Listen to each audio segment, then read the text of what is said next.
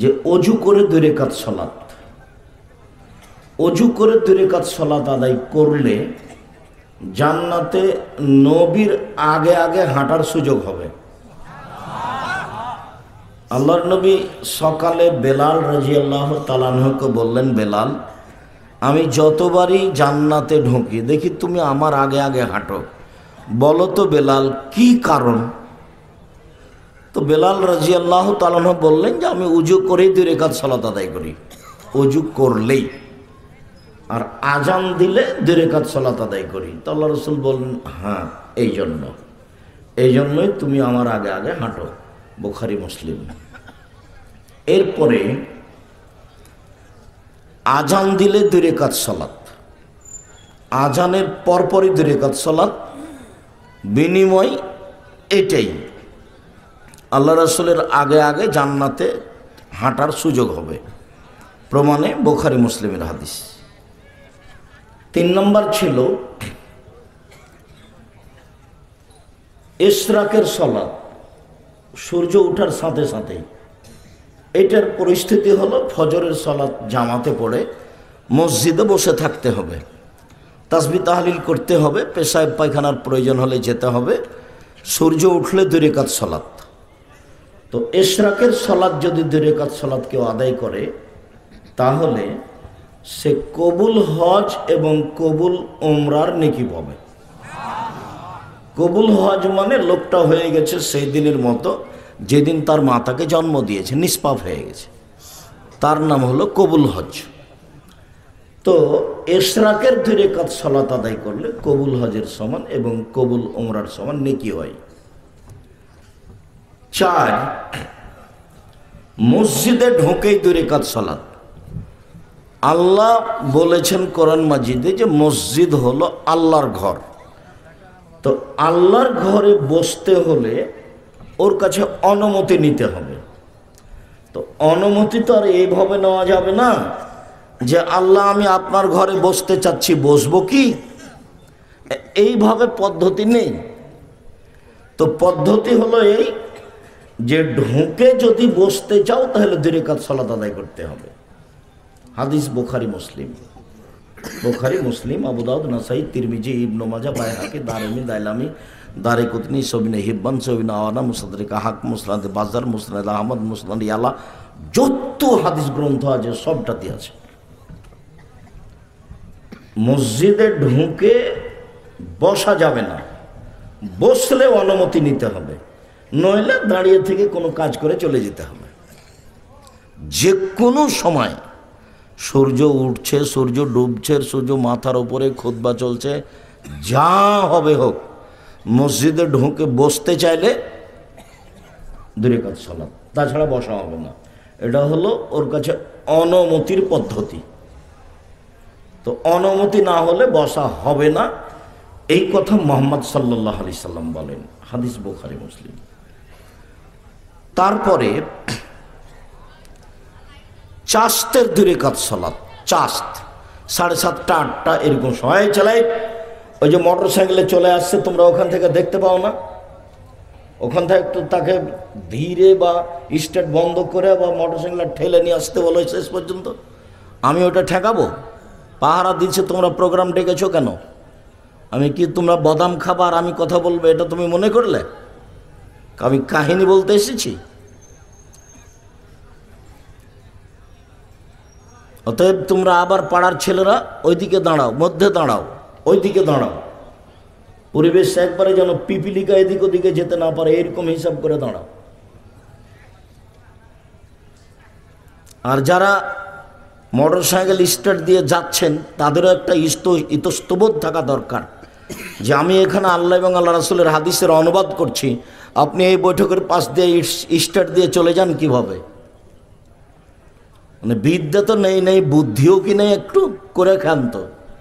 মাছ দিয়ে ভাত খেলে তো কাঁটা ফেলে খান, কাঁটা সহ তো খান না, তার মানে একটু বুদ্ধি আছে। তো বিদ্যা দিয়ে কাজ না নিতে পারলে তো বুদ্ধি দিয়ে তো নিতে হবে। বিদ্যা ভিন্ন জিনিস, বুদ্ধি ভিন্ন জিনিস। একটা মূর্খ মানুষেরও বুদ্ধি আছে। চাস্তের সালাত 2 রাকাত আদায় করলে সুবহানাল্লাহ বলে যত নেকি হয়, আলহামদুলিল্লাহ বললে যত নেকি হয়, লা ইলাহা ইল্লাল্লাহ বললে যত নেকি হয়, সুবহানাল্লাহ বললে যত নেকি হয়, ভালো কাজের আদেশ করলে যত নেকি হয়, মন্দ কাজের নিষেধ করলে যত নেকি হয়, সব মিলে যত নেকি হয়, চাস্তের 2 রাকাত সালাত আদায় করলে তত নেকি হয়। তারপরে ছিল আওয়াবিন, 10:30 11টার সময়, 10:30 11টার সময় এই সালাতের নাম হলো আওয়াবিন। মাগরিবের পরে যে 6 রাকাত পড়া হয় তার নাম আওয়াবিন। এটা মিথ্যা কথা, এটা নবীর উপরে অপবাদ। মাগরিবের পরে 6 রাকাত পড়ার প্রমাণে হাদিসটি জাল, মানুষের বানানো। মানুষের বানানো প্রায় 3 লক্ষ হাদিস আছে, আমার কাছে আছে 10,000, আর কোরআন মাজিদের গায়ে আছে 2টা, তাহলে 10,000 2টা হলো আমার কাছে। এইটা একটা দো খাতমিল কোরআন 30 বছর থেকে বলে আসছি। এমন কোনো মায়ের বেটা কিয়ামত পর্যন্ত জন্ম নেবে না যে প্রমাণ দিতে পারে যেটা নবীর বানানো দোয়া, মানুষের বানানো। যেমন একটু ছেলে একটু আগে কোরআন মাজিদ পড়ার পরে বললো সাদাকাল্লাহুল আজিম, এরকম কথা আল্লাহ নবী বলেননি। কোরআন তেলাওয়াতের পর আল্লাহ নবী বলেছেন সুবহানাকা ওয়া বিহামদিকা আশহাদু আল্লা ইলাহা ইল্লা আনতা আস্তাগফিরুকা ওয়া আতুবু ইলাইক। সাদাকাল্লাহুল আজিম প্রমাণ করা যাবে না কিয়ামত পর্যন্ত। ওগুলো কথা নয়, এটা রাসূলেরটা বলতে হবে, রাসূল যেটা বলেছেন সেটা। আর এই দেখেন দোয়াও খাতমিল কোরআন 1 পৃষ্ঠা, 30 বছর থেকে বলছি, 90 সাল থেকে, 34 বছর থেকে। তো আওয়াবিন সালাত যদি আদায় করে তো আল্লাহ রাসূল বলছেন চাস্তের সালাতে যত নেকি হয়েছে, আওয়াবিনে তার চেয়ে ইসিম তাবজিদ দিলে অনেক অনেক অনেক বেশি নেকি হবে। তো চাস্তের সালাতের সময় কখন বললাম? 10:30 11টা এরকম। তাহলে সূর্য ওঠার পরে পরে উঠার সালাতের নাম হলো ইশরাক। 7টা 7:30 8টা এই সময়ের নাম হলো চাস্ত। আর 10:30 11টার সালাতের নাম হলো আওয়াবিন। 3টার যে কোনো একটা পড়লেই হবে। তবে ফজরের পরে সূর্য ওঠার পর পরই পড়া এটা খুব কঠিন। কেন? ফজরের সালাত আদায় করার পরে ওখানে বসে থাকতে হবে, তাসবিহ তাহলিল জিকির আজকারের সঙ্গে থাকতে হবে। যখন সূর্য উঠবে তখন 2 রাকাত পড়তে হবে। তখন হলো কবুল হজ কবুল উমরা। মানে এটা হালকা নয়, এটা একটু ভারী, মানুষই পারবে যেহেতু আল্লাহ রাসূল বলেছেন। তারপরেরটা ছিল সালাতুল হাজা।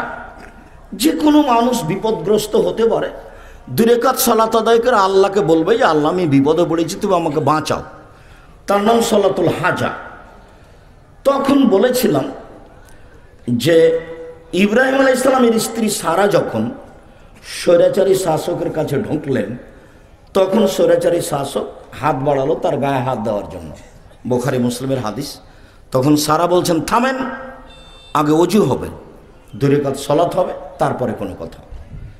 সারা ওযু করলেন, 2 রাকাত সালাত আদায় করে বললেন আল্লাহ তুমি যদি বিশ্বাস করো যে আমি তোমাকে বিশ্বাস করি তুমি আল্লাহ, 1 2 তুমি যদি বিশ্বাস করো যে আমি ইব্রাহিমকে নবী বলে মেনে নিয়েছি, আমি বলি না যে ইব্রাহিম আমার স্বামী, এটা আমি বলছি, আমি বলছি যে নবী ইব্রাহিম, ইব্রাহিম হলো নবী। 3 আমার জিন্দেগিতে আমি কোনোদিন জেনা করিনি, আমার লজ্জা স্থান আমি কোনোদিন আমার স্বামী ছাড়া কোনো পুরুষকে ব্যবহার করতে দিইনি। এই 3টা কথা যদি আমার সত্য হয়ে থাকে, 1 আমি তোমাকে আল্লাহ বলে মেনে নিয়েছি, 2 আমি ইব্রাহিমকে নবী বলে মেনে নিয়েছি, 3 আমি জিন্দেগিতে কোনোদিন জেনায় লিপ্ত হইনি। এই কথা 3টা যদি ঠিক হয় তাহলে নির্জন ওজন আমার গায়ে হাত না লাগাতে পারে। কথা শেষই হয়নি, স্বৈরাচারী শাসক উল্টে পড়ে গেছে, অজ্ঞান হয়ে উল্টে পড়ে গেছে। বুখারী মুসলিমের হাদিস। বিপদে পড়ে প্রয়োজনে 2 রাকাত সালাত, তার প্রমাণই ছিল এইটা। আরেকটা ছিল জোরাইজ, ঘরে ইবাদত করতেন লম্বা সময় ধরে। একদিন মা এসেছেন, মা এসে ডাকছেন, তো জোরাইজ বলছেন আমি মায়ের ডাকে সাড়া দিব না আমি সালাত আদায় করবো, একটু দেরি হয়ে গেছে। তখন জোরাইজের মা বদদুয়া করেছে, আল্লাহ একটা বদকার জেনাকারিনী মহিলার সাথে তার দুর্ঘটনা ছাড়া যেন তার মরণ না হয়। মা এরকম একটা কঠিন বদদুয়া করে চলে গেলেন। বুখারী মুসলিমের হাদিস। ইতিমধ্যে একজন পতিতালয়ের মহিলা উপস্থিত, তার সাথে জেনার কথা বলল, তো জোরাইজ না করলেন। তো মহিলা এক রাখালের কাছে গেল, রাখালকে জোর করে ধরে জেনা করলে একটি সন্তান জন্ম নিল। তখন মহিলা বলল যে এই সন্তানটা জোরাইজের। গ্রামের লোক একবারে আসলো ভেঙে চুরে, তারপর তার গির্জাঘর ভেঙে একবারে ধুলা করে দিল, তাকে গির্জাঘর থেকে বের করে রাস্তায় নামিয়ে দিল, অকথ্য ভাষায় গালি দিল। তখন জোরাইজ বললেন, জোরাইজ 2 রাকাত সালাত আদায় করলেন। 2 রাকাত সালাত আদায় করে দুধের বাচ্চাকে গিয়ে বলছেন, পতিতালয়ের মহিলার কোলে যে দুধের বাচ্চা আছে ওকে গিয়ে বলছেন, এই তোমার আব্বাকে বলো তো দেখি। তখন ওই দুধের বাচ্চা বলছে, আমার আব্বা হচ্ছে রাখাল, গরু রাখাল। হাদিস বুখারী মুসলিম। তো জোরাইজ 2 রাকাত সালাত আদায় করে এই বিপদ থেকে বাঁচতে চাইলেন। তার নাম হচ্ছে সালাতুল হাজা। যে কোনো প্রয়োজনে, যে কোনো সমস্যায়, ছোট হোক আর বড় হোক, 2 রাকাত সালাত আদায় করে সালাম ফিরে হাত তুলে দোয়া করেন, বা 2 রাকাত সালাত আদায় করে আল্লাহকে কিছু বলেন, আল্লাহ দিবেন, উনি দেওয়ার জন্য প্রতীক্ষমান আছেন। তার নাম সালাতুল হাজা। তারপরে ছিল সালাতুল ইস্তেখারা। কোনো কাজের সিদ্ধান্ত নিলে 2 রাকাত সালাত আদায় করে সালাম ফেরার পরে বলতে হবে দোয়াটা, আল্লাহুম্মা আস্তাগফিরুকা বিইলমিকা ওয়াস্তাগদিরুকা বিকুদরাতিকা। ওই দোয়াটা লম্বা করে বলে আপনি উঠে যাবেন, বা সালাম ফেরার পূর্বে বলতে পারেন। সালাম ফেরার পরের কথাটা এসেছে, তার নাম হলো সালাতুল ইস্তেখারা, সিদ্ধান্ত চাওয়ার সালাত। আমি এই জমিটা নিব কি না, আমিও কাজটা করব কি না, এই সিদ্ধান্তের সালাতের নাম হচ্ছে সালাতুল ইস্তেখারা। তারপরে একটা সালাতের কথা ছিল সালাতুত তাসবিহ। সালাতুত তাসবিহের হাদিস আমরা সঠিকভাবে প্রমাণ করতে পারিনি, জাল জৈব দ্বারা প্রমাণিত, যার কারণে আমরা বলেছি সালাতুল হাজা না, সালাতুল তাসবিহ এটা পড়তে হবে না, প্রমাণ করা যায় না। বাকি সবগুলো বলেছিলাম। এই হলো আজকের সংক্ষিপ্ত বিগত বছরের বক্তব্যের সারমর্ম। আশা যে পালন করেছেন, যদি করে না থাকেন তাহলে মাঝে মধ্যে করবেন, করা উচিত। বয়স আজকে 40, কদিন পরে দেখবেন 60, তারপরে দেখবেন নাই। আর জোর করে ধর্ম মানিয়েন না।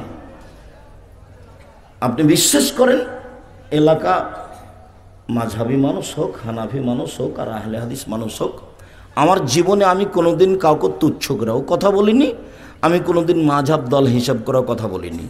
মাঝহাব নিয়ে আমি আমার এই 34 বছরে একটা বাক্য বলিনি।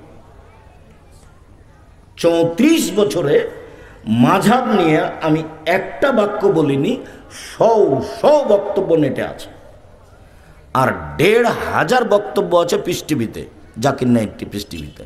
কোনো জায়গাতে একটা বাক্য পাবেন না যেটা আমি মাঝহাব নিয়ে কথা বলছি। অনেকে আমাকে ধুয়ে ছেড়ে দিচ্ছে, ও যদি আরও কিছু বলে তা আমি তার নামটা মুখে নেব না। এটা হলো আমার নীতি, এটা হলো আমার অভ্যাস। কেউ যদি খুব গালি দিয়ে দিয়ে থেমে গেছে, তখন আমি আবার তাকে পাল্টা রিং দিয়ে বলেছি, ভাইজান আপনার কি টাকা শেষ হয়ে গেছে? তা মনে করলাম যে টাকাও শেষ হয়ে যেতে পারে, আবার আমি রিং দিয়ে বলছি যদি কিছু গালি বাকি থাকে তো দিয়ে নেন। আমি কারো জীবনে কোনোদিন গালির প্রতিবাদ করতে হবে এটা আমার প্রয়োজন মনে করিনি। আমি সে যে যাই বলুক, তাকে হিসাব করতে হবে, তাকে নিয়ে ভাবতে হবে, তার ব্যাপারে দুটো কথা বলতে হবে, এরকম আমি 1 সেকেন্ড ভাবিনি জীবনে। আর 1 মিনিটের জন্য কোথাও আমাকে নত হওয়া লাগেনি, আলহামদুলিল্লাহ। আর যা বলবো সেটুকু কোরআন এবং সহিহ হাদিস দিয়ে সাজানো আছে, 19-20 নয়। তবে আমি মানুষ।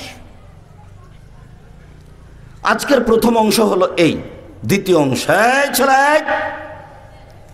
ওই যে যারা হাঁটছে তোমরা কি করছো, তাদেরকে বসার জন্য বলো। একটু বিবেচনা বুদ্ধি তো বিবেক তো নেই, এসেছে বাজার করতে, আবার বাজার করা শেষ হলে চলে যাচ্ছে। এক একটা বাক্যের মূল্য কোটি টাকা, বাক্যগুলো মোহাম্মদ সাল্লাল্লাহু আলাইহি ওয়াসাল্লামের মুখের। তাই ইতস্তবোধ আছে, হিসাববোধ আছে কি নির্বাচন যে আপনার মতো আসবেন, আপনার মতো চলে যাবেন? মনে রাখবেন, আমি আব্দুর রাজ্জাক বিন ইউসুফ যদি কোনোদিন আসি, অন্তত 10 কিলোমিটার আশেপাশে যত দিনী ভাই বোন আছেন সবাই আসবেন। আপনি তো আসবেন, হিন্দুকে আসতে হবে, আমি তারও কিছু না কিছু উপকার করবই করবো ইনশাআল্লাহ। আপনি এদেশে হাজারো হিন্দু পাবেন যে আমার বক্তব্য ঘন্টার ঘন্টা শোনে। হ্যাঁ, এমনও হিন্দু আছে যে বক্তব্য শুনতে শুনতে ঘুমায় মোবাইল চালু করে দিয়ে। সে তার পরিবারে এই বক্তব্য কিছু কাজে লাগায়, নইলে অন্তত তার বউকে বলে, এই ভাত রান্নার সময় চাউল যেন পড়ে না থাকে। চাউল পড়ে থাকলে বরকত আমাদের বাড়িতে, যে আল্লাহর পক্ষ থেকে একটা, ভগবানের পক্ষ থেকে একটা বরকত আছে, উঠে যাবে। বহু অংশ তার উপকার করে। দ্বিতীয় অংশ হলো নারীদের মর্যাদা। নারীকে আল্লাহ সৃষ্টি করেছেন পুরুষ মানুষকে মূল্যায়ন করার জন্য, পুরুষ মানুষকে শান্তি তৃপ্তি দেওয়ার জন্য। আল্লাহ তাআলা বলেন, অমিন আয়াতিহি খালাকালাকুম মিন আনফুসিকুম আজওয়াজান লিতাসকুনু ইলাইহা। পৃথিবীর মানুষ, আমি তোমাদের পাশ থেকেই, তোমাদের মধ্য থেকেই তোমাদের স্ত্রীদেরকে সৃষ্টি করেছি যাতে তোমরা শান্তি তৃপ্তি পাও। তার মানে তোমাদের স্ত্রীদেরকে সৃষ্টি করেছি তোমাদের শান্তি তৃপ্তির জন্য। বন্ধ করতে হবে, নাহলে তোমরা একটু সহযোগিতা করো, মোবাইলটা বন্ধ করে দাও। আমি নারী জাতিকে সৃষ্টি করেছি তার স্বামীকে শান্তি তৃপ্তি দেওয়ার জন্য।